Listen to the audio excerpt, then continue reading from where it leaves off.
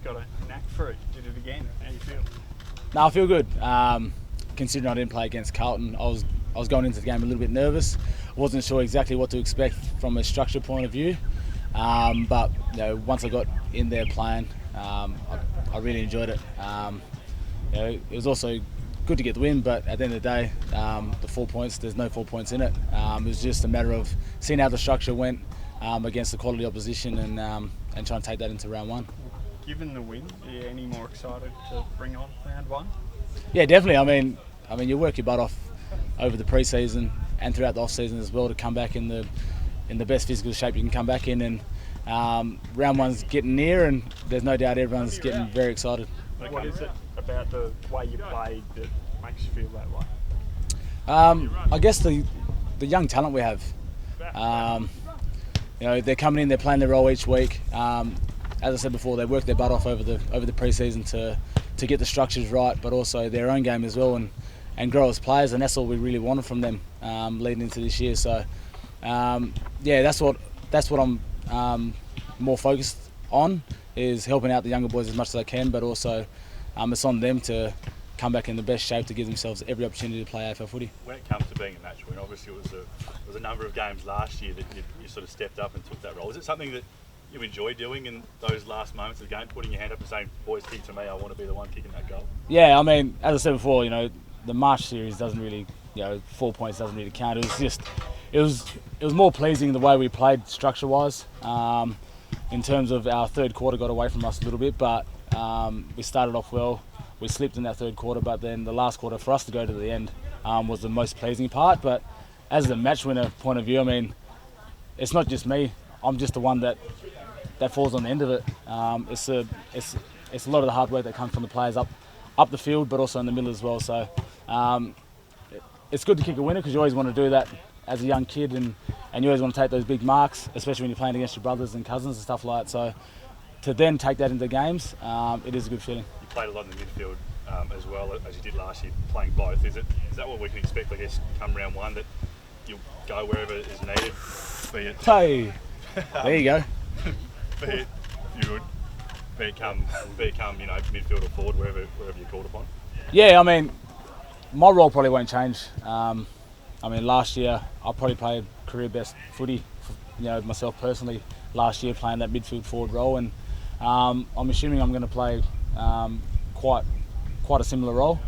But yeah, as you said, I'm quite happy to play anywhere. If they want me to run down back, they better be ready for me not defending, because I don't really do that. But I'm just happy to be out there. As I said, we've got a young group. We're energised. We're looking forward to round one. And there's no doubt that we're going to try and put our best foot forward to have a good year. One man who's probably not going to be out there round one, Stephen Hill. Have you spoken to him? I guess, how's he feeling? Obviously, he was looking like he was pretty solid after pre-season, but another unfortunate setback. How's he feeling? Yeah, he's feeling okay at the moment. It's sort of one of those things where you just want to let him deal with it the way he wants to deal with it. When I do speak to him, it's not really much about footy or injury-wise. I'm just there to help him out whenever he needs it. And I tell him all the time, if he ever needs anything from me, I'm there for support. So right now, it's not really talking to him about his injury or anything like that. It's just me as a friend and showing heaps of support. It looks like there's probably about 6 of your best 22 now that aren't going to be ready for round one. What does it do to affect the side when you're preparing for a new season, a new coach, but you don't have the personnel that you love out there? Yeah, I mean, as I said before, we do have a lot of young players, and they've done everything right over the pre-season and off-season to give themselves every opportunity to play their best brand of footy. And we're not just going to rely on certain players. We can't rely on Fifey, we can't rely on Dave Mundy, because at the end of the day, as you can see, some of our key players aren't there. We need the younger players to stand up, play their role, and hopefully, do their job for the team. Are you concerned that, I guess, we're not even at the serious stuff yet, and there's already guys going down and struggling to stay fit? Nah, for myself personally, I mean, I'm going to back in the young boys as much as I can. There's no concerns from our end. There's no doubt we'd love for them to be out there, but footy's a funny game. There's always going to be injuries and spots available for guys to step into. So as I said before, the players work their butts off every pre-season, off-season to give themselves every opportunity to play AFL footy, and there's no doubt the younger boys are going to step in and play that role. What have you made of the new playing style under Justin Longmuir? Yeah, as you can see, it's going to be more exciting. and that's what I'm more excited about. A lot of younger boys have a clear structure and clear role to play to, and there's no doubt that it's hard to say because it's just been Marsh series, the first one I missed out on against Carlton. But in saying that, I was quite pleased with the way we went on the weekend in terms of structure and roles as well. As I said, the third quarter got away from us, but the way we went about it, 4-quarter effort and played to the end, it was quite pleasing. Do you think this style probably favours more goals than what you experienced on the line? I would hope so.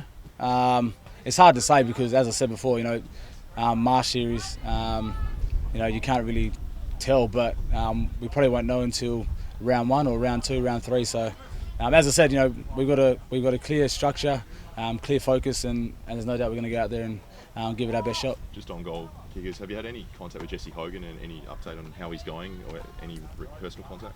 No, I haven't. No.